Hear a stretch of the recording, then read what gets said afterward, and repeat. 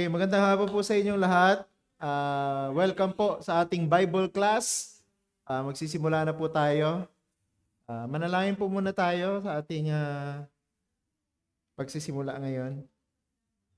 Aming Ama, kami po ay nagpapasalamat sa iyo sa hapong ito, sa inyong pagsama sa amin upang kami gabayan, tulungan sa aming pong pag-aaral. Hinihiling po namin na ipaunawa niyo po sa amin ang mahalagang paksa na ito tungkol sa biblical na ebanghelismo na isa sa mga marka ng malusog na iglesia. Isa po isa sa mga katungkulan, atas, tagubilin na hindi po maaring ipagwalang bahala ng sino mang biblical church. Sapagkat ang utos po na humayo at mangaral ng ebanghelyo sa mga hindi pa nakakapakinig ay utos mula mismo sa aming Panginoong Jesucristo.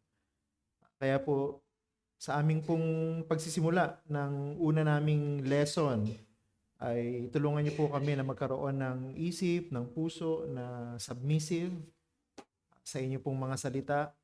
Maaring sa aming pag-aaral ay marami pong makokorek na mga misconceptions or misunderstanding about the topic of evangelism.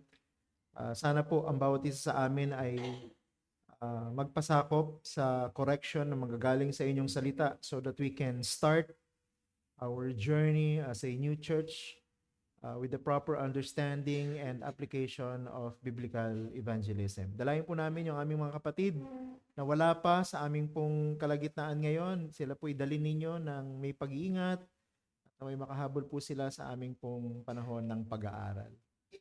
Samahan niyo po kami sa pamamagitan ng Banal na Espiritu. Ito po ang aming dalangin sa pangalan ni Jesus.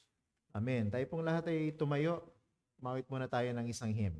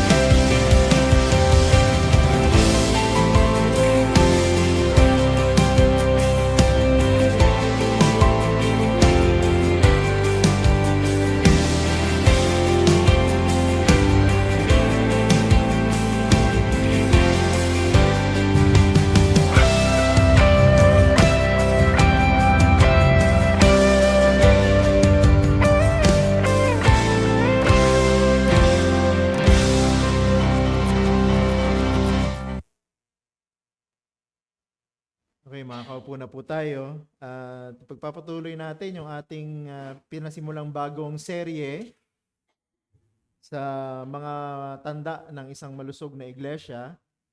At kung di ako nagkakamali, this will be our last installment, no, dun sa series na yun na we borrowed from Nine Marks Ministries under Mark Dever. At ito po yung biblical na ebanghelismo. So last Sunday, nagkaroon tayo ng introduction. At ang isa sa mga binigyan ng din natin ay pag pinag-usapan natin ng evangelism, hindi natin tinutukoy yung pag-share ng testimony, o kaya yung pagtulong sa mga tao, o kaya pakikipagdebate para pagtanggol yung ating pananampalataya. Bagamat mahalaga yung mga bagay na yun, hindi yun ang ibig sabihin ng evangelism. When we talk about evangelism, ito ay patungkol sa isang mabuting balita. At isang mabuting balita ay ipinapangaral, ipinapahayag.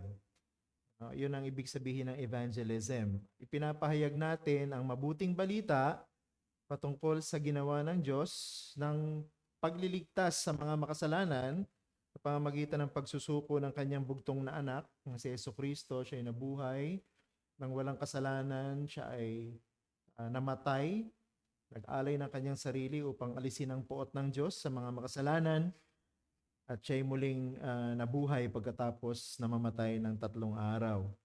At ngayon ay nakaluklok dun sa trono ng Diyos sa kalangitan. And this is the essence of the good news. Inaalok natin ito sa mga makasalanan, binabalita natin sa kanila, yun ang ibig sabihin ng evangelism. And then we are telling them na pagka narinig ang mabuting balita tungkol sa pagliligtas ng Diyos, dapat ay mayroong response. Diba? At yung response na yun, of course, ay sa pamamagitan ng pagsisisi at pananampalataya at pagpapasakop kay Jesucristo bilang Panginoon. So that completes biblical evangelism. And we will go through those details ng mas specific, sa mga susunod nating pag-aaral sa series na ito. But for now, ang tatalakayin po natin ay ang tanong na sino ang dapat mag-ebanghelismo? Sino ang dapat mag-ebanghelismo, or who should evangelize? Ang sentro ng tanong na ito ay sino yung dapat na nagpapahayag ng mabuting balita sa mga makasalanan na nangangailangan ng pagliligtas sa pamamagitan ng biyaya ng ating Diyos na maawain. So pag pinag-usapan natin yung balita, mahalaga po yung tinatawag na credibility. Kaya po pinaniniwalaan ang balita ay dahil sa kanyang credibility. Ano ibig sabihin ng credibility? Yung pong mga factors na nagpapatunay na ang balitang ito ay hindi hearsay. Diba, nanonood ka ng balita sa television, maraming mga news channels, pero ang mga tao, meron silang mga paborito na inaantabayanan ng mga news channels. Hindi dahil siguro sa mga anchors nito o yung mga host nito, kundi dahil sa naniniwala sila na yung mga news agencies na ito or news channels na ito ay mayroong credibility. Ibig sabihin, yung kanilang pagpapahayag ng balita na iniipon nila sa buong maghapon mula sa iba't ibang panig ng Pilipinas ay may pundasyon, hindi hearsay, at mapapatunayan na totoo. Yun ang ibig sabihin ng credibility. So the same applies sa ating pong evangelism o sa ating pag-iebanghelismo. Kailangan yung ating pong balita na dadalhin sa mga tao na nangangailangan ng kaligtasan ay totoo at hindi po tinatawag na hearsay o hindi po tinatawag na likha lamang o gawa-gawa ng mga tao. Kundi totoong mabuting balita sapagkat ito'y galing sa Diyos at tumutukoy sa ginawa ng Diyos sa napagliligtas ng mga makasalanan. At dahil ang Diyos ang gumawa ng paraan na ito, this is the only way of salvation for sinners dito po sa mundo na ito. Kaya yung main idea po natin, patungkol po dun sa tanong na ito na sino ba dapat ang nag-eebanghelismo, ay ito. Inuutusan ng Diyos ang lahat ng totoong Kristiyano na ibahagi ang mabuting balita tungkol sa kamatayan at muling pagkabuhay ni Jesus sa mga hindi pa nananampalataya. Kasi yung question natin sino ang magdadala nitong credible news na ito ng pagliligtas ng Diyos sa mga makasalanan dito po sa mundo na ito? So sabi diyan sa ating main idea, ang lahat ng totoong Kristiyano. No? So kung ikaw ay totoong Kristiyano, kasama ka doon sa inatasan, kasama ka doon sa binigyan ng tagubili ng Diyos na ibahagi ang mabuting balita sa mga hindi pa mananampalataya. So wala po palang excuse dito, no? Kung ikaw ay totoong mananampalataya, kasama ka sa dapat mag-evangelize. Kasi yung ibang churches ang pwede lamang mag-evangelize ay yung na-train, no, sa kanilang methodology ng pag-evangelize. For instance, yung tinatawag na sumikat nung araw, no, evangelism explosion, kung tawagin. No, isa tong pamamaraan ng pag-evangelize na gumagamit ng tinatawag na four spiritual laws. Ano, pero hindi ka basta-basta pwedeng mag-engage sa evangelism explosion kung hindi ka muna na-train. No? So, in other words, ang pwede lang gumamit ng methodology ng evangelism na evangelism explosion ay mga na-train. So, kung hindi ka na-train, kahit na Christian ka, hindi ka pwede mag-evangelize using that method. 'Di ba? 'Yun ang problema, no, sa ibang mga approaches to evangelism. Mas nagiging emphasis yung method, mas nagiging emphasis yung strategy, yung steps kung paano mag-evangelize instead dun sa mensahe na ipinaparating natin sa mga tao na kung tutuusin, yun talaga yung good news. No? And when we talk about evangelism, nag-share tayo ng good news. No? So hindi mo kailangan ng training. No? Hindi mo kailangan mag-enroll, no, sa isang class about evangelism at pag-aralan ng isang methodology, strategy, or steps para lang maging ready na mag-evangelize. Sabi dyan, lahat ng totoong Kristiyano dapat mag-evangelize. Yun po yung sinasabi sa ating main idea. Dalawang passages po, no, yung ating papansinin this afternoon. Yung una, yung Acts chapter 8, Gawa 8, 1-4. At yung pangalawa ay Matthew 28:18 to 20. Siguro unahin natin yung Matthew 28, no? Kasi sa chronology ng scripture, sa Revelation, ang una yung sa Matthew 28. Ito yung utos ng Panginoon sa mga alagad na humayo at mangaral ng Ebanghelyo. Basahin muna natin yung Matthew 28, verses 18 to 20. Pabasa natin kay Ate Kata. Matthew 28:18 hanggang 20.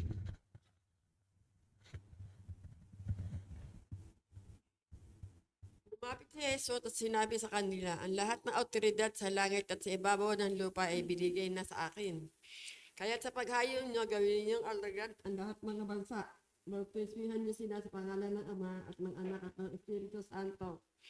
At turuan silang sundin ang lahat ng mga bagay na iniutos ko sa inyo. At narito ako'y kasama niyong lagi hanggang sa katapusan ng panahon. Okay, maraming salamat. And the next, Gawa 8:1-4. Pabasa natin kay Gewel.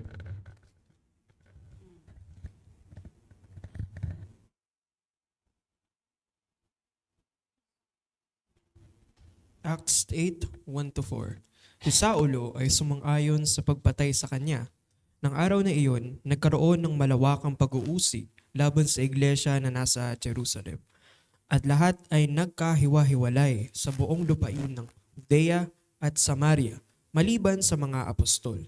Inilibing si Esteban ng mga taong masipag sa kabanalan at sila'y tumangis ng malakas dahil sa kanya.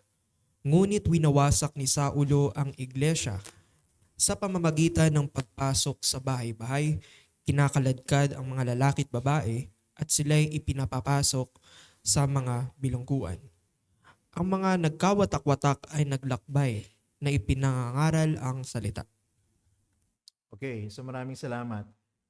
Pero sa ating, bagamat dun sa chronology ng Revelation, na una yung Matthew 28, pero sa ating discussion, unahin natin yung Acts chapter 8 sa ating pong discussion. So, may mga sets of questions ulit tayo. So, unahin na natin yung sa verse 1. Acts chapter 8 verse 1. Sino ang nagsipangalat dahil sa pag-uusig sa Jerusalem? Bago natin sagutin yung tanong na yun, siguro bigyan ko kayo ng konting background, no?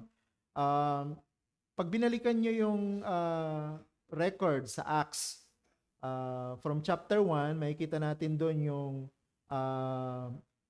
eksena kung saan ang Panginoong Jesucristo, no, after na magpakita siya, no, nag-resurrect ang Panginoong Jesucristo after 3 days, and then nagpakita siya sa maraming mga alagad, and then doon sa Acts chapter 1, yun yung last na pagkakataon na nagpakita siya in person, no, with his resurrected body sa kanyang mga followers and disciples, and then pumanik siya sa langit, no? Sinabi ng Panginoong Jesucristo bago siya tuluyang pumanik sa langit at nawala dito sa mundo na ito, na darating ang banal na Espiritu at bibigyan sila ng kapangyarihan, no? Acts chapter 1 verse 8, para sila ay mangaral sa Judea, sa Samaria at sa dulo ng mundo. So yung pong Acts chapter 1 verse 8 ay may kinalaman doon sa Matthew 28 kasi nag-utos ang Panginoon doon na humayo. Pagdating sa Acts chapter 1 verse 8, nag-promise ang Panginoon, sa inyong paghayo ay bibigay ko sa inyong Holy Spirit at siya ang magbibigay sa inyo ng kapangyarihan sa inyong paghayo.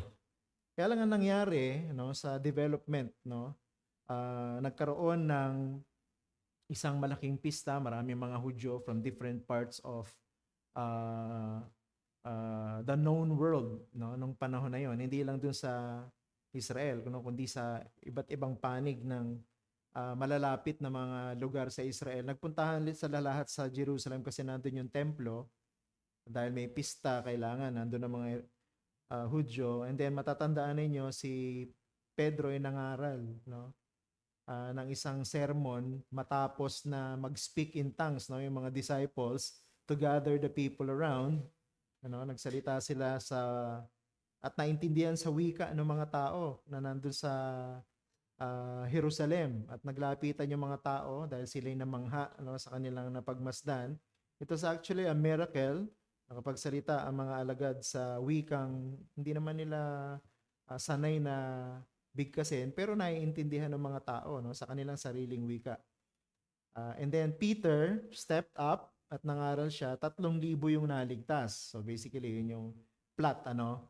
At marami dun sa mga naligtas na yon, nagaling sa iba't ibang parte sa Palestina, hindi na umuwi, doon na sila lahat nagstay sa Jerusalem, at yun yung unang church na tinatawag nating early church. Kaya sabi nga ng iba, yung first church daw sa Jerusalem was a mega church. Kasi 3,000 ang members. Ano?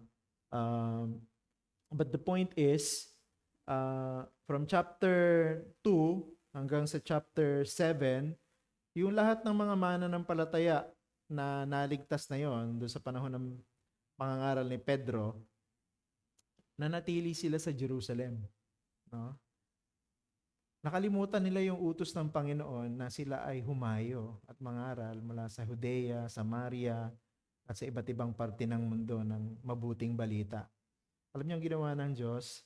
Dahil nakontento sila na sila magkakasama sa Jerusalem, nag-enjoy sila sa fellowship nila, nag-enjoy sila sa pagbe-break ng bread, nag-enjoy sila sa pagpipray, nag-enjoy sila sa kanilang status as an early church during that time. Nakalimutan nilang mag-evangelize. Pinayagan ng Panginoon na magkaroon ng matinding pag-uusig. Ayun yung sinabi sa Acts chapter 8 verse 1. No? So makikita mo ang ganda ng merong wisdom ang Diyos kung bakit hinayaan niya magkaroon ng persecution sa Acts chapter 8 verse 1. Sapagkat nakalimutan ng church yung Acts chapter 1 verse 8. Kung saan sinabi, pababaan ba na ng Espiritu? Nangyari na yun. No? Bumaba na yung Holy Spirit. No? Pinagkaloob na sa kanila ng Panginoon yung Holy Spirit. So therefore, they should have power to preach the gospel to the lost, no, sa iba't ibang panig ng mundo. Kaya lang nakalimutan nila yung utos o atas ng Panginoon. So para ma-mobilize yung church, pinayagan ng Panginoon magkaroon ng persecution. Yan yung chapter 8 verse 1. Anong nangyari dyan? Sino yung nagsipangalat dahil sa pag-uusig sa Jerusalem? Kita mo, no? Sa providence, no, meron talagang ang Panginoon talaga is sovereign even in providence. at pinapayagan niya even the dark providence of persecution to accomplish His purpose. At anong purpose ng Panginoon? Dito po sa Acts chapter 8 verse 1, kaya niya pinayagan niyang persecution para magsipangalat yung mga mananampalataya sa iglesia sa Jerusalem. Pero ang tanong dito sa atin, sino yung nagsipangalat? Anong sabi sa verse 1 ng chapter 8? Wala bang naiwan sa Jerusalem nang nagkaroon ng persecution? O may naiwan? Sino naiwan sa Jerusalem nang nagkaroon ng persecution? Chapter 8 verse 1 lang po, isang talata lang, titingnan nyo. Anong sabi sa chapter 8 verse 1? Sino yung nagsipangalat? Sino yung naiwan sa Jerusalem? Ha? Wala pa si Saul dyan. Sa huling bahagi pa ng chapter 8, I think si Saul. Ha? Yon. Sino yung nagsipangalat? Di ba nagkaroon ng persecution? No? Sino yung nagsipangalat? Sino yung nag-scatter? Ha? Yung mga members ng church sa Jerusalem. Pero may naiwan. Sino? Mga alagad. No? Hinayaan ng Panginoon magkaroon ng persecution so that the church will be mobilized. Ano? Pero tingnan nyo kung sino yung na-mobilize ng Diyos sa pamamagitan ng persecution, yung mga members ng church. Hindi po yung mga leaders. Yung mga leaders, naiwan sila sa Jerusalem eh. No? Hindi pwede mawala yung leaders ng church. Kasi pag nawala yung leaders ng church, mahirapan magpatuloy ang gawain sa iglesia. At saka hindi papayagan ng Diyos na masira ang iglesia sa pamamagitan lang ng persecution. Ang persecution, tandaan natin, pinapahintulutan ng Diyos to accomplish His purpose of what? Strengthening the believers and then strengthening the church. No? So makikita natin yan sa development ng mga events dito sa Book of Acts hanggang sa katapusan. Pero dito, ang primary purpose of God for allowing persecution ay para ma-mobilize yung mga members. Tingnan mo ha. Nakontento yung mga members na sila-sila na lang. Nakontento yung mga, kumbaga nag-enjoy sila sa kanilang comfort zone. Okay, dito tayo, worship tayo. Ano, 'di ba parang pag binasa mo yung Acts chapter 2, Acts chapter 3, parang halos everyday nag-meet yung church eh. No, to pray, to break bread, no? And then to have fellowship with one another. Parang nag-enjoy na sila dun sa comfort zone na yun na tayo yung church, no? Hindi na natin kailangan ng iba. Nag-enjoy tayo dito, may mga nasi-save dito sa Jerusalem. So dumadami yung bilang natin. Kaya doon na makikita natin yung design talaga ng Panginoon is not to have mega churches eh. No? Ako, yun yung isa sa mga implication nitong Acts chapter 8 verse 1. I don't think, personally in my own study, design ng Panginoon ng mga churches maging mega churches. Kasi dito yung unang mega church, tinan mo kung anong ginawa ng Panginoon. Iniscatter niya sa pamamagitan ng persecution.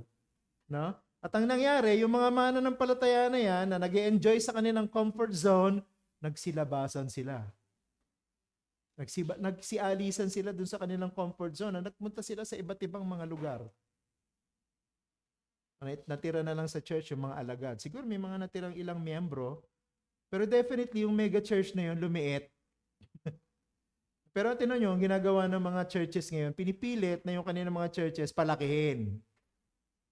Parang bumabalik sila dun sa situation ng early church na nag-enjoy sila sa comfort zone nila na napakarami nila at dumadami pa sila.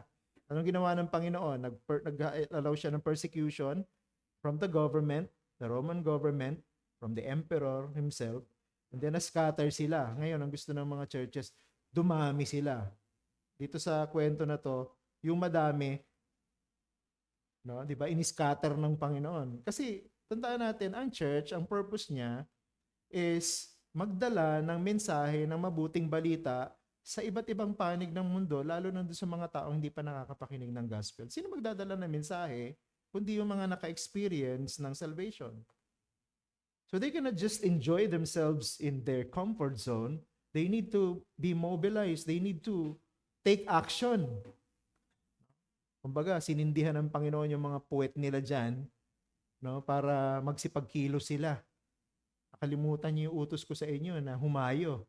Nag-enjoy kayo na nag-stay sa church. Diba? So nagsipangalat sila na natili yung church sa Jerusalem pero hindi na siya kasing laki ng katulad ng dati.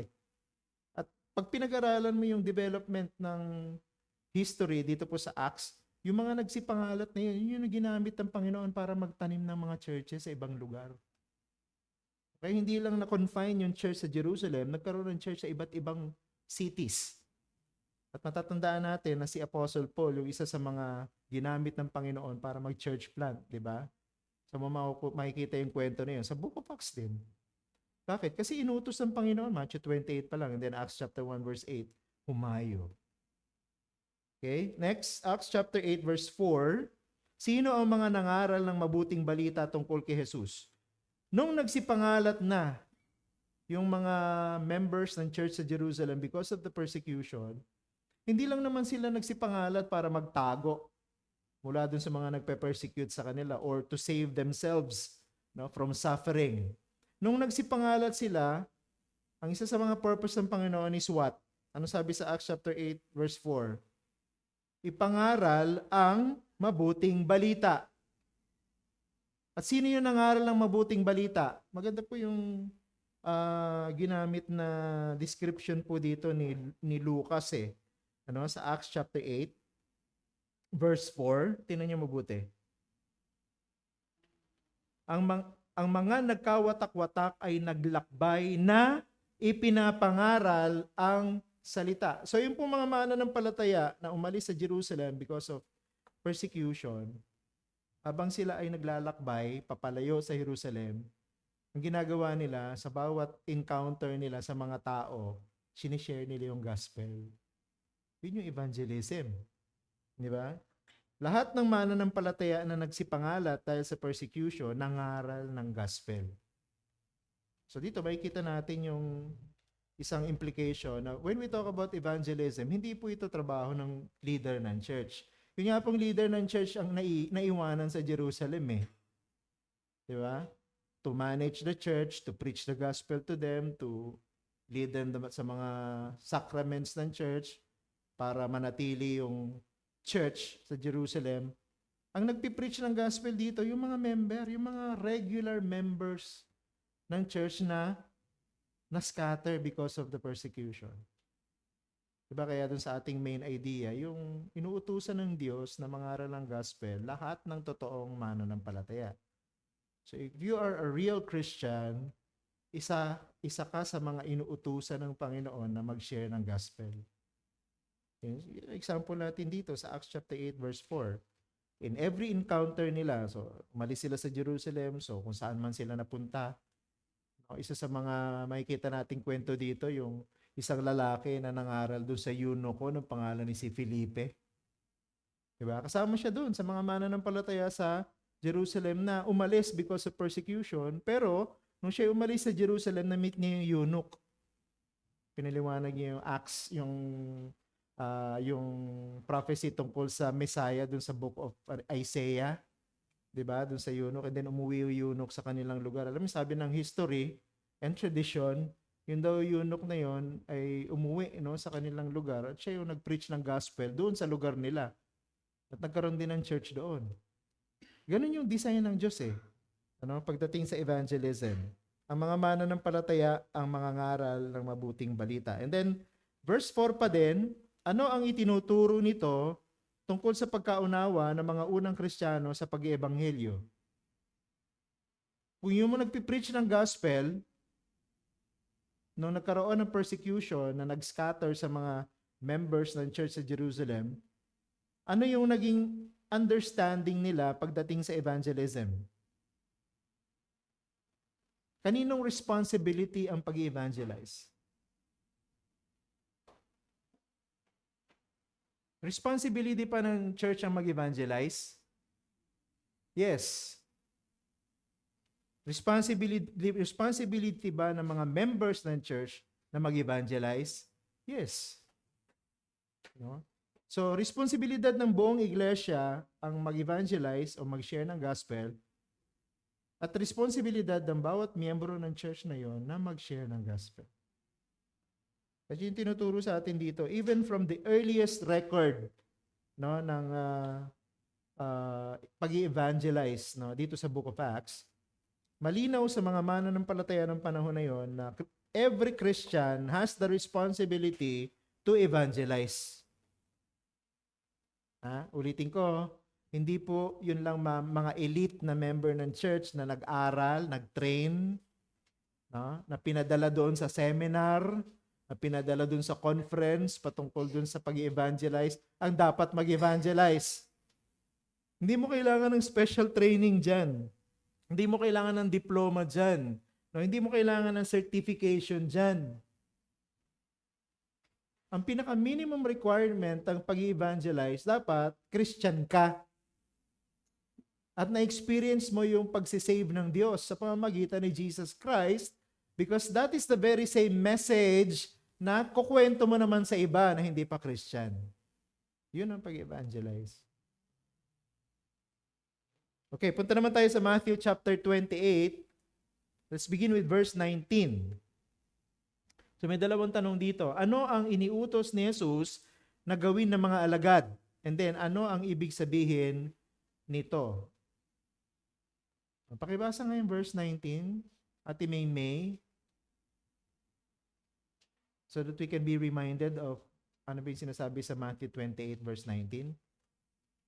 Kaya't sa paghayo ninyo, gawin ninyong alagad ang lahat ng mga bansa. Bautismuhan ninyo sila sa pangalan ng Ama at ng Anak at ng Espiritu Santo. So ano yung iniutos ng Panginoon na dapat gawin ng mga alagad? Ano yung iniutos ng Panginoon na dapat gawin?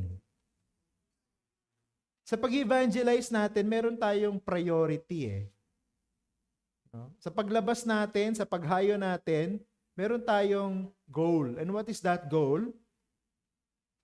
Ayun yung inuutos sa atin ng Panginoon, gawin ninyo silang mga alagad. Diba? Sabi dyan, Jesus commanded His followers to make disciples. So, sa pag-evangelize po natin, ang purpose po natin is not simply to share the gospel, but to make disciples. Make disciples. Of course, katulad ng ating introduction, dapat malinaw sa atin na pagdating sa evangelism, hindi tayo ang nagliligtas. No? Ang Diyos ang nagliligtas. Ang ating duty is to simply share the good news. No? Ibahagi yung mabuting balita na ang Diyos ang nagliligtas. Pero sabi dito, gawin ninyo silang mga alagad. No? So hindi ibig po sabihin yan tayo ang magliligtas sa mga makasalanan at gagawin natin silang alagad. I think ang sinasabi rito is sa ating pag-evangelize, ang goal natin of course is to bring souls doon po sa paanan ng ating Panginoong Jesucristo. No? So at ibig sabihin yan, huwag kang magsawa sa pag-share ng gospel. Hindi porket nag-share ka dun sa isa o dalawa at hindi sila na-save, ayaw mo na. Sabihin mo, wala naman palang bisa ang gospel na ito. Kasi nag-share ako sa isa, dalawa, tatlo, wala namang response. No? Magpapatuloy tayo sa ating pangaral ng Ebanghelyo sa lahat ng taong may encounter natin, sapagkat sa ating pangaral ng mabuting balita, ang Diyos ang gagawa ng paraan para magligtas ng kanyang mga hinirang. At yung mga ililigtas ng Panginoon, sila yung mga gagawin nating alagad. Okay? Sila yung mga magiging alagad ng ating Panginoong Jesucristo. Diba? Usually, pag pinag-usapan yung discipleship, kasi mentality ng ibang church sa discipleship, yung leader ng church, tapos meron siyang pipiliin ng mga individuals doon sa church, tapos pag-meet sila once or twice a week, tapos meron silang training, meron silang pag-aaral, tawag nila doon, dinidisciple. No? Dinidisciple. Pero dito, iba yung ibig sabihin ng salitang discipleship. No? Hindi po ito ginagawa ng mga leaders sa church na pumipili ng mga individual members para i-disciple. Kundi yung pagdi-disciple dito may connection sa evangelism. Diba? At ang pag-evangelize, sabi natin kanina, hindi po trabaho ng mga leader ng church lamang yan, kundi yan ay responsibility ng lahat ng member ng church. So ibig sabihin, ang lahat ng Christian na member ng church dapat nagdi-disciple. Yan ang ibig natin sabihin dyan. At yung pagdi-disciple dito ay yung pangangaral ng ebanghelyo hanggang sa ang Diyos ay magligtas ng mga makasalanan sa pamamagitan ng gospel na ating pinipreach. And yung mga tao na yon ang ating i-disciple. So, isa doon ay pwedeng dali natin sila sa church, introduce natin sila sa membership ng church. No? Kung di man siya malapit sa ating church, introduce natin siya sa church na malapit sa kanya. So that that person can be can be discipled after being evangelized. Pag di-disciple kasi, hindi yung one-on-one. Kasi para sa akin, personally, sa pag-aaral ko, yung pagdi-disciple, that's part of yung pagiging regular na member ng isang church. Pag naging miyembro ka ng isang church, madi-disciple ka, matitrain ka. Nandun yung mga means of grace, nandun yung fellowship, nandun yung prayer time, nandun yung worship service, nandun yung Bible study. So yung mga means of grace na yon ang mag-train sa'yo. Yun ang gagamitin ng Panginoon para ma-disciple ka. So discipleship is actually connected dun sa pagiging miyembro ng iglesia. At alam natin na syempre, para maging miyembro ng iglesia, dapat Christian ka muna. Doon papasok yung evangelism. So konektado yan. Anong ibig sabihin nito? People who believe in Jesus must obey and follow Him. Kung talaga ikaw ay mananampalataya ng ating Panginoong Jesucristo, at itong utos na ito ay para sa iyo, at itong utos na ito na humayo at gumawa ng mga alagad ay dapat mong sundin. Eh paano yun, Pastor? Hindi ako magaling magsalita eh. No? Hindi ako magaling, nervyoso ako. No? Gusto ko yung ako lang mag-isa, introvert ako, ayoko yung na-expose ako sa mga tao, na-expose ako sa public. Paano yun? Paano yung pag ganun ang personality ko? Anong sagot natin doon? Hindi ka na ba, exempted ka na ba sa pag-evangelize? Hindi eh. Diba? Kasi sabi dito, lahat ng mga alagad na miyembro ng ating Panginoong Jesucristo sa kanyang iglesia dapat humayo at mangaral at gumawa din naman ng mga alagad. Dapat sundin ito. So, hindi po factor dito o hindi po exemption dito yung personality mo o yung kakulangan mo sa skill ng pagsasalita, no? O yung stage fright and so on and so forth. Marami pong paraan kasi ng pag-evangelize, no? Hindi lang naman yung one-on-one na ipinapaliwanag mo yung good news sa kanila kung paano ang Diyos ay nagligtas sa pamamagitan ni Kristo. Pwedeng sa pamamagitan ng pamimigay ng gospel tract. Pwedeng evangelism yun, di ba? Kailangan mo bang magsalita pagka namigay ka ng gospel tract? Hindi naman Pero can God use gospel tracts para mag-save ng mga hindi pa mananampalataya? Yes. No? Marami ng mga nag-testimony, no, sa history ng church na naligtas sila nang binasa nila yung mga babasahin na yun. Yung ba nga, napupulot lang nila, binasa nila, tapos naging Christian sila. Kasi ang Diyos, mysterious, no? Sa kanyang pamamaraan ng pagliligtas ng mga makasalanan. Or, lagi ko sinasabi, pwedeng yung pag-i-invite mo sa church ay evangelism na rin. Bakit? Kasi pag in-invite mo sila sa church, hindi naman ikaw mag-share ng gospel, pero pag naupo sila doon sa church, makakapakinig sila ng pangangaral ng gospel. So that's also evangelism. Involved ka din doon. Bakit? Ikaw yung nag-i-invite ng mga tao na pumunta sa church para makinig ng preaching. Diba? Marami eh.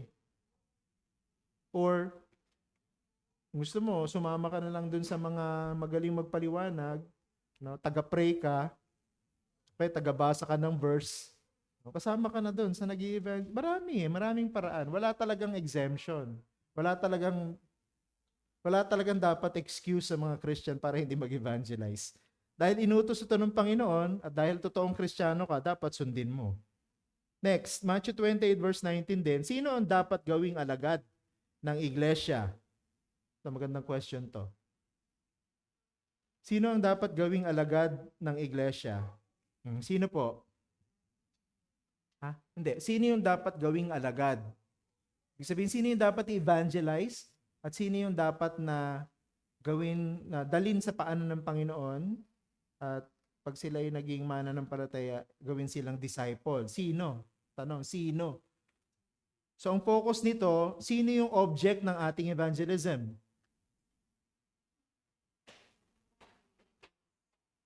Tingnan niyo po yung text, Matthew 28 verse 19, nandiyan yung sagot.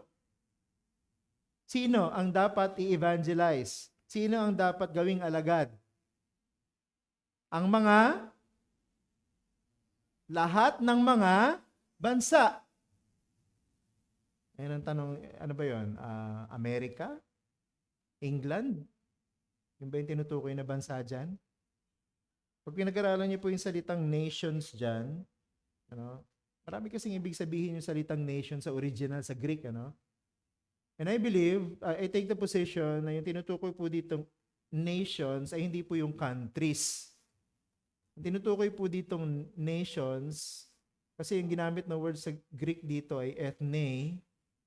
So, ibig sabihin, ang dapat nating gawing alagad ay yung lahat ng mga uri ng tao sa mundo, yung mga people group sa mundo. So, hindi po necessarily countries or nations ang dapat nating i-evangelize at gawing disciples, kundi lahat ng uri ng tao. All kinds of people, all languages, all cultures, all types of colors of skin. So lahat ng uri ng tao, basta hindi pa sila mananampalataya ng Panginoong Jesucristo, dapat natin silang bahaginan ng Ebanghelyo. Yan yung tinutukoy dyan. All types of people, all people among the ethnic groups of the world. So basically, lahat ng individual sa mundo na hindi pa mananampalataya, dapat makapakinig ng Ebanghelyo. Tatandaan niyo yung sinabi ng Panginoong Yesus. Isa sa mga tanda ng kanyang muling pagparito, itong Ebanghelyo na ito dapat maipangaral sa lahat ng hinirang. Ano ibig sabihin nun? Kilala ba natin kung sino yung hinirang ng Diyos? Sino yung elect? Hindi. Diyos lang nakakaalam kung sino yung elect eh. Pero bakit sabi ng Panginoon, kailangan ipangaral ang Ebanghelyo sa lahat ng hinirang? Ibig lang sabihin nun, kailangan yung message ng gospel, dali natin sa lahat ng tao sa mundo. Hindi natin alam kung sino yung elect eh.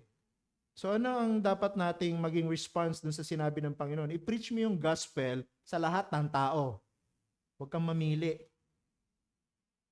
Huwag kang mamili ng, ito mukhang tatanggap to ng gospel. Ito mukhang hindi. Huwag kang mamili. Basta lahat ng tao na hindi pa nakakapakinig ng gospel, i-share mo sa kanila yung gospel. Di ba kaya nga nagkaroon ng mga endeavors ang mga churches in the past na magpadala ng mga misyonero. Kilala natin sila David Brainerd, William Carey, Hudson Taylor. Di ba? Pumupunta sila sa mga bansa nung panahon na yun, na kung tawagin ay mga heathen nations like India, para i-share yung gospel. Kasi ganun ang pagkakaintindi na din sa sinabi ng Panginoon, hindi siya muling babalik hanggat hindi na ipangaral yung gospel sa lahat ng hinirang ng Diyos. So all people group, all people in the world must hear the gospel. Next, Matthew 28, 19 to 20. Ano ang mga kalakip ng pagdidisipulo? So when we talk about discipling, making disciples of all nations, ano po yung involved dyan? According to Matthew 28, 19 to 20. Di ba may inisa-isa ang Panginoon dyan? Basahin ulit natin nung Matthew chapter 28, verses 19 to 20. May inenumerate ang Panginoon dyan na dapat nating gawin pag tayo nag-evangelize or tayo nagawa ng mga disciples. Ang sabi sa verse 19, kaya't sa paghayo ninyo, gawin ninyong alagad ang lahat ng mga bansa, all people groups, all types of people in the world. Bautismohan ninyo sila. So that's the first element of making disciples. So making disciples include, bautismohan ninyo sila sa pangalan ng Ama at ng Anak at ng Espiritu Santo. And then verse 20, turuan silang sundin ang lahat ng mga bagay na iniutos ko sa inyo at narito ako'y kasama ninyo palagi hanggang sa katapusan ng panahon. So yung palang pag-disciple, kasama pala doon yung pagbabaptize, at kasama pala doon yung pagtuturo na maging obedient sila sa lahat ng inutos ng Panginoon. So, yun yung mga factors na may kinalaman sa ating pagdidisciple. Nakita nyo? So, saan po yung pinaka mainam na venue ng pagdidisciple? Kung ito yung mga factors. 'Di ba? Kailangan natin na magbaptize. Kailangan natin na magturo, na sundin ng mga bagong disciples nito ang utos ng Panginoon. Ano yung pinakamagandang venue ng pagdidisciple? Doon ba sa kalsada? Doon ba sa school? Diba, yung iba, there was a time, siguro mga, 30 to 50 years ago, di ba, nag-boom yung mga tinatawag na campus ministries. Campus Crusade for Christ, no? Tapos, nagkaroon ng mga local version, yung mga school ministries, campus ministries ng mga churches. Tanong ginagawa ng mga churches na ito? Nagdi-disciple sila ng mga estudyante dun sa loob ng school. Diba? So, mga youth leaders nila, tinetrain nila, sige, dyan sa school na pinapasukan ninyo, mag-gather kayo ng mga kapwa ninyong estudyante din, then evangelize nyo sila. So, pag may naging Christian dyan, i-gather ninyo, then i-disciple ninyo. Nakita niyo yung idea? Ang pagdi-disciple ay nasa labas ng church. Pero ako naniniwala that the best venue for making disciples is inside the church. Sino ba ang nagbabaptize? Sino po ang nagbabaptize ng mga bagong Christian? Yung bang mga leader ng campus ministry ang nagbabaptize? Hindi. Church ang nagbabaptize. Di ba? Sino ang nagtuturo? Sino ang nangangaral? Para yung mga bagong Christian na nabaptize, na naging member ng church, ay matuto na sumunod sa utos ng Panginoon. Diba? Church din. Diba? Sa worship service, sa Bible study, sa prayer meeting, kung saan may devotion, fellowship. Nangyayari ang pagdi-disciple sa loob ng church. The best venue for discipleship making is inside the church, hindi sa labas. No? So, i-reform natin yung mentality na ganun pala ang pagdi-disciple. Kailangan kong pumunta sa school, kailangan kong gawin sa trabaho. Diba, may mga nauso pa nga sa mga call center, nagkakaroon ng pag break time, pag lunch time, magkakaroon tayo ng Bible study, magkakaroon tayo ng discipleship dito, program, class, and so on and so forth. Imbis na yung mga empleyado nag-i-enjoy ng kanilang lunch at nagpapahinga, ba dapat matulog. Kukuhanin pa yung oras, no, para mag-discipleship making. Palagay ko, yun, may problema sa aiming, no, yung ganong klase ng approach. Kung gusto nating mag-disciple, mag-share ka ng gospel sa workplace mo, walang problema. As long as huwag mong gagamitin yung oras ng pagtatrabaho para mag-share ka ng gospel. No? Halimbawa, team leader ka, tatawagin mo yung agent mo, halika, mag-coaching tayo. Tapos habang nagko-coaching ka, nagsishare ka ng gospel, mali yun, di ba? Oras ng trabaho yun, ba't gagamitin mo sa pag-share ng gospel? Pag nanakaw yung oras ang tawag sa ganun, ninanakawan mo ng oras yung kumpanya.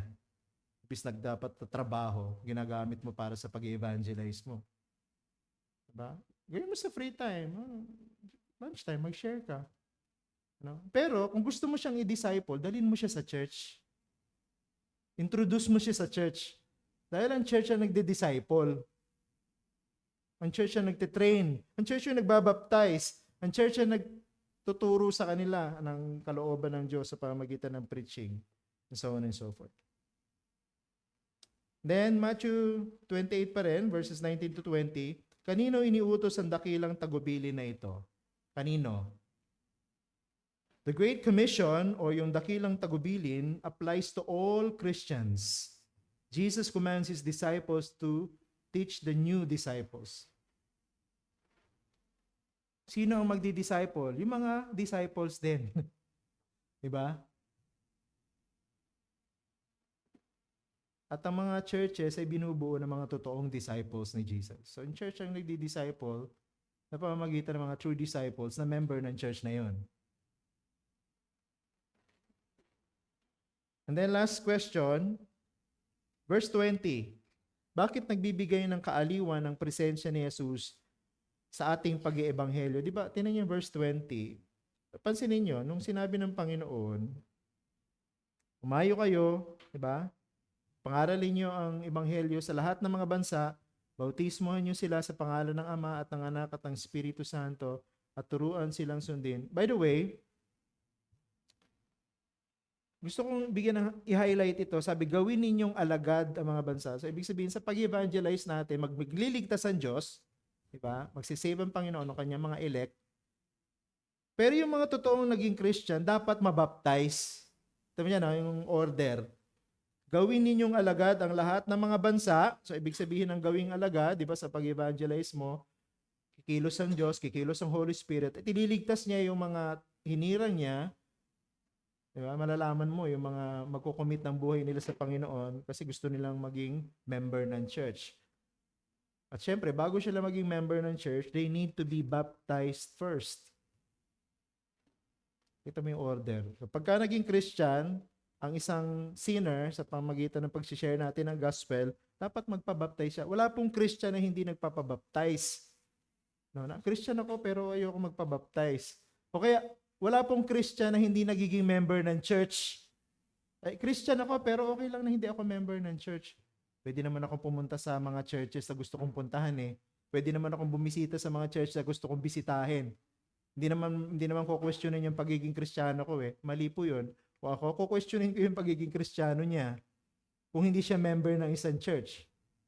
Kasi sabi diyan, ang mga alagad ng Panginoon babautismo. Alam naman natin yung mga binabautismo sa pangalan ng Ama at ng Anak at ng Espiritu Santo. Sila yung mga nai-incorporate, nagiging member ng church.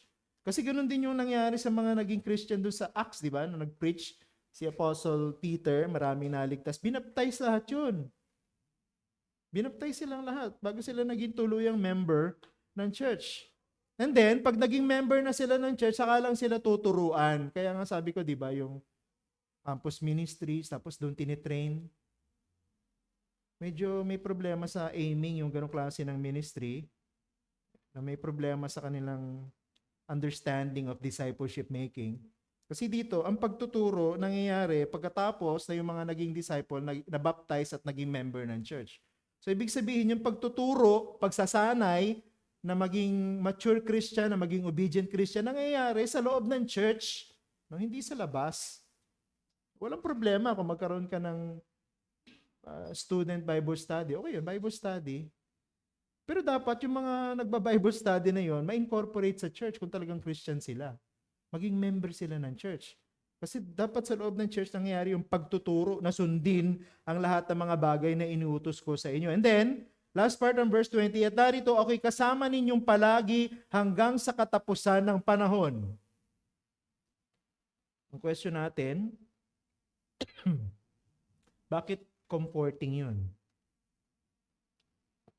Yung sinabi ng Panginoon, ako'y kasama ninyo.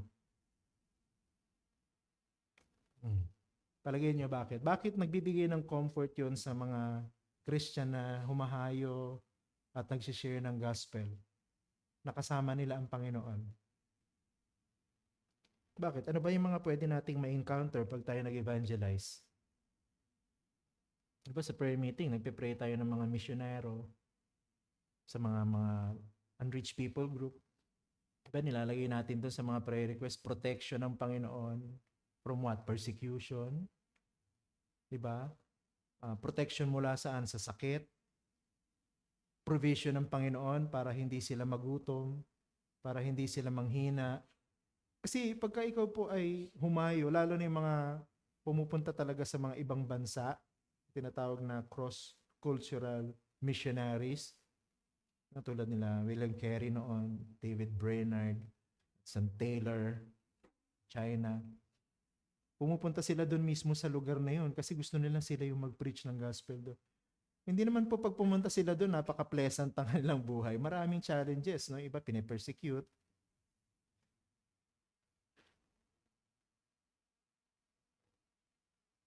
So during those times ng matitinding challenges sa ating pagsunod sa utos ng Panginoon ay share ang gospel, nagbibigay ng comfort yung promise ng Panginoon na kahit saan ka magpunta, as long as sumusunod ka sa kagustuhan ko, kasama mo ako. Diba? May mga tao, pagka sinera mo, re-reject ka. Pagsasalitaan ka ng masakit. Diba? Didibatehin ka. O ano-anong sasabihin sa'yo, masakit. Diba? Nagbibigay sa'yo ng comfort na as long as ginagawa mo ito dahil sinusunod mo yung utos ng Diyos na mangaral ng Ebanghelyo, kasama mo ang Panginoon. At siya yung magbibigay sa iyo ng strength, magbibigay sa iyo ng encouragement to continue, to persevere. Bakit kailangan mag-continue? Bakit kailangan mag-persevere? Sapagkat alam natin na yung mensahe na dala natin may power na mag-save ng mga sinners. Wala na pong ibang message na pwede nating dalhin sa mundo na pwedeng gamitin ng Diyos para magligtas ng mga makasalanan maliban sa message ng gospel. Ulitin ko yan. Wala nang ibang message na pwede nating dalhin at ibalita sa mga hindi mananampalataya na pwedeng gamitin ng Diyos para maligtas sila maliban sa gospel. Kaya pag nag-preach po tayo ng gospel, kasama po dun sa promise ng Panginoon na kasama mo ako, yung power ng Panginoon na magligtas ng mga makasalanan.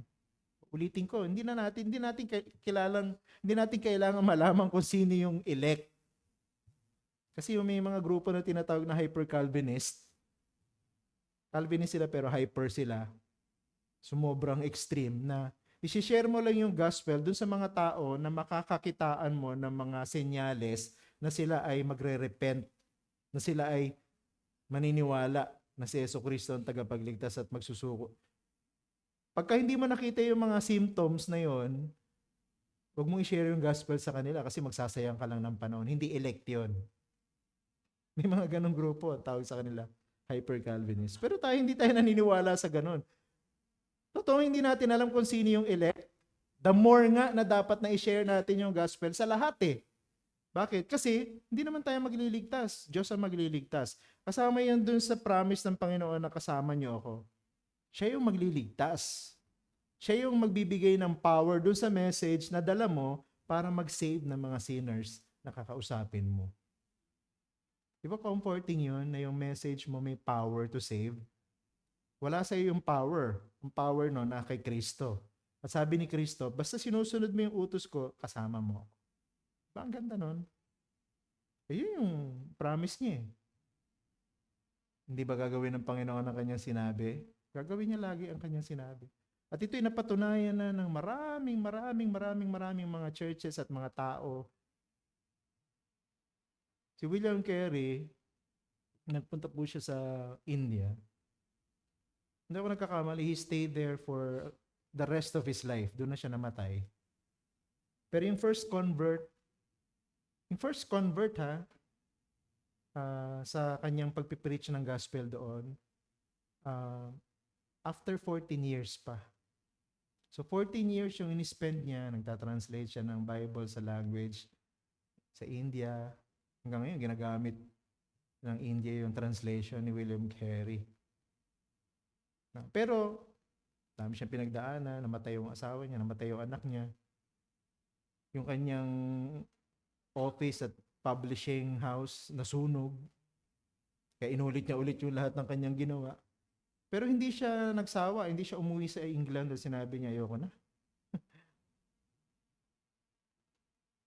Nagstay siya hanggang mamatay siya doon. Yung unang convert, after 14 years ng kanyang ministry.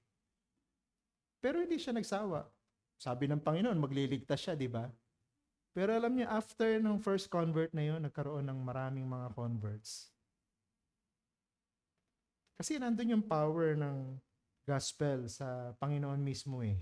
Hindi naman kay William Carey, hindi naman kay Hudson Taylor, hindi naman sa missionerong katulad ni David Brainerd o sino man yung mga misyonero na yan. Sa Panginoon, yung sabi ng Panginoon, kasama niyo ako. Kasama sa comfort nun yung, syempre may protection ng Panginoon, may provision. At the same time, mayroong power to save. Okay? So, Inutusan tayo ng Panginoon, lahat ng miyembro ng church, lahat ng totoong Christian na mag-evangelize. Hindi mo kailangan ng training, hindi mo kailangan ng certification. All you have to do is share your own personal experience of this power that comes from God through the gospel. I-share mo yung message. The Lord will save. Huwag mong problemahin, hindi ito, sabihin na iba, hindi tumanggap kay Kristo ito. Hindi ako successful sa evangelism. Bakit mo nasabi? Alam mo ba,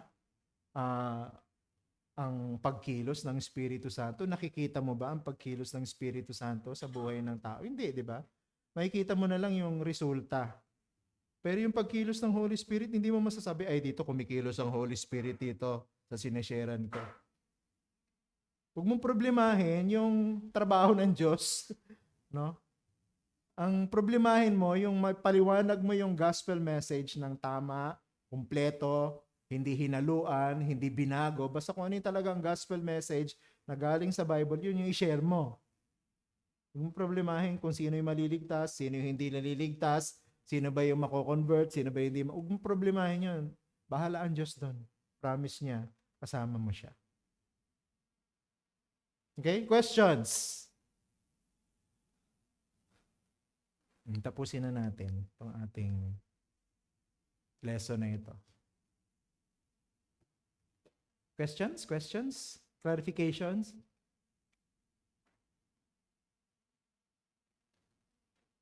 Paano kung yung Christian hindi nagsishare ng gospel? Walang effort. Paano magiging assessment natin sa ganon? Matagal mo na siyang kilala, matagal na siyang Christian, pero hindi siya nagsishare ng gospel. Diba? Dapat isuriin ng tao na yun yung kanyang puso sa Panginoon. Diba? Bakit di ka nagsishare ng gospel? Nahihiya? O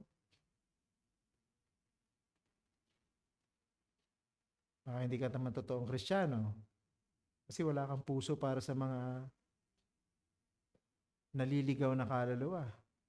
Tandaan natin, ang isa sa mga katangian ng isang totoong mananampalataya, may pag-ibig siya sa mga kaluluwa ng mga hindi mananampalataya. Kaya nga tayo dapat nag-share ng gospel. Kailangan ba natin hintayin ng Panginoon na padalan tayo ng persecution sa church na ito o sa Pilipinas para tayo mag-mobilize at mag-evangelize? Sino pupunta sa mga Muslim? Sino pupunta sa mga Buddhist? Sino pupunta sa mga Taoist? Sa iba't ibang mga religion sa mundo. Sino pupunta sa kanila para mag-share ng gospel? Tayo lang naman ang pwedeng pumunta. Diba? Gusto nating bumalik na ang Panginoon, mag-share tayo ng gospel. Lahat tayo. Lahat ng member ng lahat ng church sa buong mundo, mag-share ng gospel. Questions? Paul?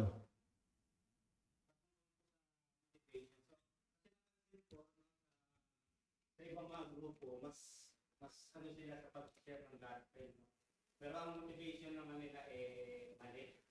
So, meron dyan yung, dahil nga sa paniniwala nila na 144,000 lang yung makapasok sa karya ng Diyos. Kaya masipag sila mag-evangelize para magpasama sila sa bilang na yun.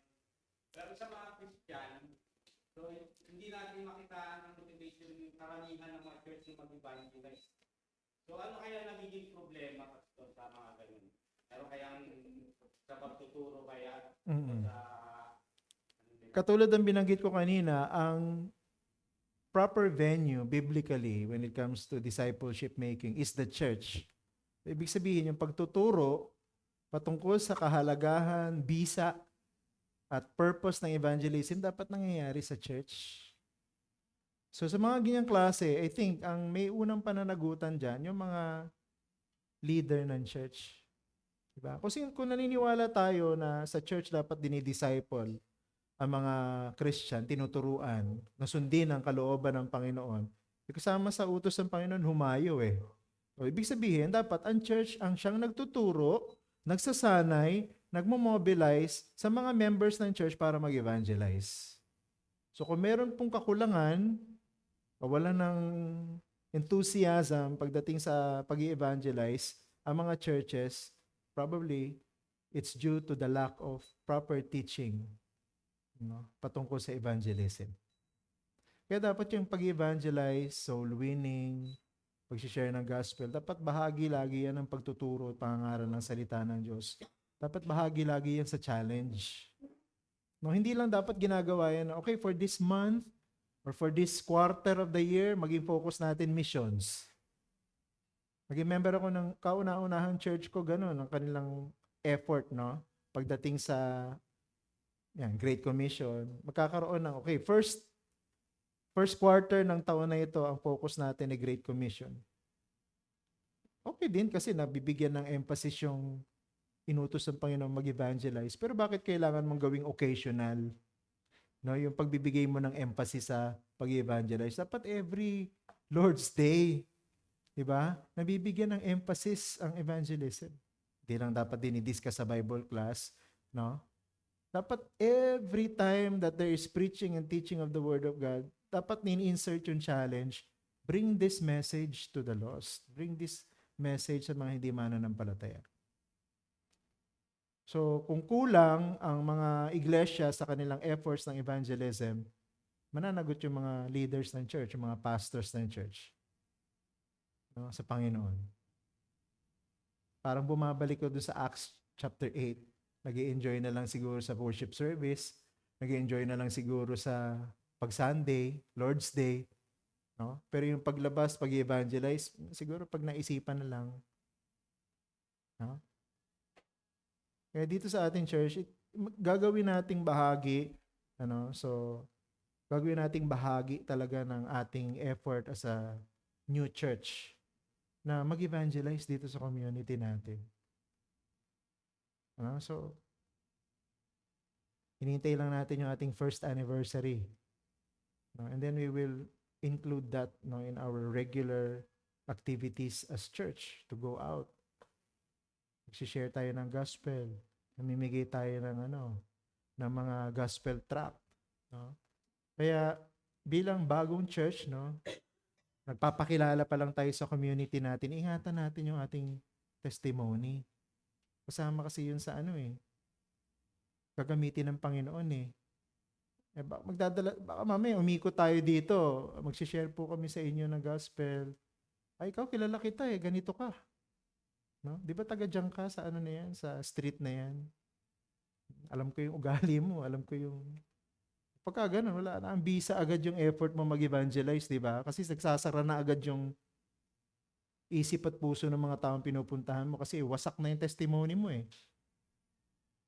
Kaya dapat ingatan natin yung testimony natin. Bagamat wala naman dun yung power para mag-save, pero how can we attract people na makinig sa atin kung sa umpisa pa lang hindi na sila interesado dahil sa testimony mo? Kaya nga ngayon, bago pa lang tayo, wala pa tayong 1 year, pinag-aaralan natin to. So, kasama sa ingatan natin yung ating testimony as Christian, na miyembro ng church na ito, ingatan natin yung testimony ng church natin. Diba? Kasi pag lumabas tayo, sabihin natin, kami po ay member ng bagong church dyan na Christ My Refuge Reformed Church. Diba? Kung nababalita ang mga lang nila na tayo sa loob dito, hindi tayo nagkakaisa, sa loob ng church dito, tayo nag-aaway-away.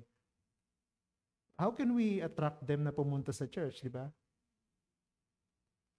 Kaya pinag-aaralan natin itong mga fundamentals and basics na ito kasi yun yung goal natin. Mag-evangelize tayo dito sa community. Di ba? Utos ng Panginoon yun, lumabas So, ako bilang pastor ng church na ito, nililay down ko lang yung mga foundation sa ngayon. Pa tayong 1 year sa Covenanted Church. Pero pag natapos na natin lahat ito, yung paglalagay ng, para kang magtatanim ng palay, di ba? Nag-aayos ka muna ng pilapil, no? Naglalagay ka ng patubig, no? Pagka nakaset na lahat yan, magtatanim na tayo ng palay na anihin ng Panginoon balang araw. Ganun yung magiging trabaho natin dito sa community na to. Kaya tayo naging church dito. Hindi po tayo naging church dito para lang tayo mag-enjoy ng ganito. No? Nag-worship tayo every Lord's Day, nag-aaral tayo, may prayer meeting tayo. Okay na, hindi. Kailangan tayo lumabas. Kailangan tayo mag-evangelize. No? Kaya tinuturo po natin yan dito kasi gagawin natin yan na regular activity ng ating church. Question pa? Question? Any other question?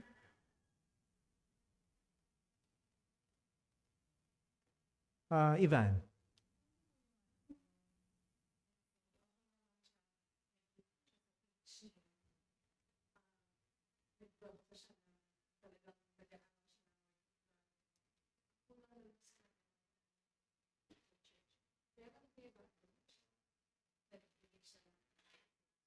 Hmm. Ah, may pananagutan siya kasi katulad doon sa Matthew 28, 'di ba? Binigyan ko ng emphasis kanina. Yung mga ginagawang alagad ng church sa pamamagitan ng efforts ng evangelism. Of course, again, ika-clarify natin, sinabi ng Panginoon, gawin ninyo silang alagad. No, hindi tayo nagko-convert sa kanila, hindi tayo nagsisave. Ang purpose natin is to share the gospel, and then si Jesus na kasama natin, siya yung nag-work to convert people, to save people. Gawin natin silang mga alagad. Bautismohan, di ba, yung susunod? So, walang Christian na hindi nababaptize. And then, ang sabi na, turuan nyo sila. No? Kasama dun sa, ang point lang doon, yung mga tinuturuan sa loob ng church, dapat maging member muna ng church. So, wala pong Christian na hindi nababaptize, wala pong Christian na hindi member ng church. Kasi, hindi ka tuturuan ng church, no? Hindi ka i-disciple ng church hanggat hindi mo na nangyayari yung mga nauna. So, magiging Christian ka muna. Diba? Pamagitan ng evangelism, God will save you. And then, papabaptize ka. Diba? So, ang baptism is a public proclamation, public testimony, public demonstration na sinasabi mong disciple ka na ni Jesus. And then, pag nag-public testimony ka na disciple ka na ni Jesus, na Christian ka na, dapat maging member ka ng church. Kasi sinabi ni Apostle Paul, ang lahat ng mga nagiging mananampalataya ay isinasama niya sa iglesia, sa katawan ni Kristo. And then, pag naging member ka na ng church, saka ka lang tuturuan. Saka ka lang uhubugin. Saka ka lang i-develop na maging obedient sa mga utos ng ating Panginoon. So, yun yung pattern eh. Hindi mo pwedeng lagpasan yung mga pattern na yun. Sabihin mo, okay naman ako dito, na-experience ko naman yung conversion, ayoko lang magpa-member. Hindi natin alam kung ano yung mga experiences niya before, no? Sa mga prior churches niya, baka may painful experiences siya. Pero, hindi natin pwedeng i-neglect yung pattern na binigay ng Panginoon, yung utos ng Panginoon. And besides sa pattern ng Matthew 28, di ba? Pag pinag-aralan mo yung church history sa Acts, yung lahat ng mga naging Christian na baptize, and then naging member sila ng church. Ang sabi nga dun sa Acts, ang Panginoon na nagdadagdag eh. Kumbaga, pag naging Christian ka, dinadagdag ka ng Panginoon sa church. Sinasama ka sa church. Di ba? Kaya pinag-aralan natin, sino ang nagre-recognize ng totoong Christian? Yung church. Sino yung tumatanggap sa mga totoong Christian na yun na maging member ng church? Church din. And then pinag-aralan din natin, pag hindi nagsisi dahil sa kasalanan, sino yung nagtatanggal? Church din. So, sa Bible, meron talagang malinaw na emphasis na pagka naging Christian ka, dapat maging member ka ng church. Hindi pwedeng hindi. Hindi pwedeng i-bypass yun. So, kahit gaano ka kagaling, kahit na gaano ka kainit sa evangelism, again, yung pag-evangelize na ginagawa ng mga member ng church. Di ba? So, hindi ka pwede maging Lone Ranger Christian na ginagawa ko naman yung sinasabi ng Bible, ayoko lang maging member ng church. E pagka ganun, ang hirap kasi parang ironical, sinusunod mo yung Panginoon pero sinusuway mo din siya. Mm-mm. Mm-mm. Oo. Palagi ko, any effort no, na ginagawa ng mga individual Christians na may kinalaman sa pag-share ng gospel, pagtuturo ng mga bagong Christian, and so on and so forth, na hindi associated sa church, dislocated yung ganong klase. There's a problem with that kind of effort and approach. Hindi natin iba-bypass yung binigay ng Panginoon na pattern. Kung ano yung binigay ng Panginoon na pattern, sundin natin yun. Kasi hindi ka pwedeng sumusunod sa Panginoon na sumusaway ka rin sa Kanya. Kung susunod ka, sundin mo lahat. Kung ano yung inutos ng Panginoon sa atin. Kasama sa inutos niya yun eh. Yung mga naging Christian, i-baptize. Sino ba nagbabaptize? Church. So, ibig sabihin, pag binaptize ng church yun, nire-recognize sa church na Christian yun, at kasama yung sa process na yun, ng pag-i-include sa kanya sa membership ng church. Kaya nga siya binabaptize eh. Nire-recognize siya na totoo siyang Christian at ina-accept siya na maging member ng church. That's part of the biblical baptism. And then, pag nabaptize, saka lang tuturuan, saka lang i-mold, maging mature Christian.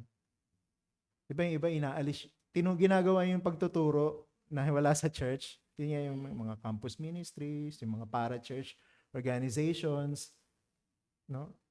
Ayaw nilang mapakonect sa church, pero yung dapat na ginagawa ng church, ginagawa nila. Dapat yung ginagawa nila, ginagawa ng church yun. No? Ano ba? Yung pagtuturo, pagtitrain, ng mga Christian. Trabaho ng church yun eh. Dapat nangyayari yon sa pangangalaga at overseeing ng church. Kasi yun ang sabi dyan sa Matthew 28. Question pa? Ganda yung topic. Okay, so magpahinga na muna tayo kasi doon sa oras ng 3:24 na. No? Tuloy na lang natin to. Marami pa tayong tatalakayin pagdating sa topic ng evangelism sa mga susunod nating Bible class. Maraming salamat po sa inyong pakikinig.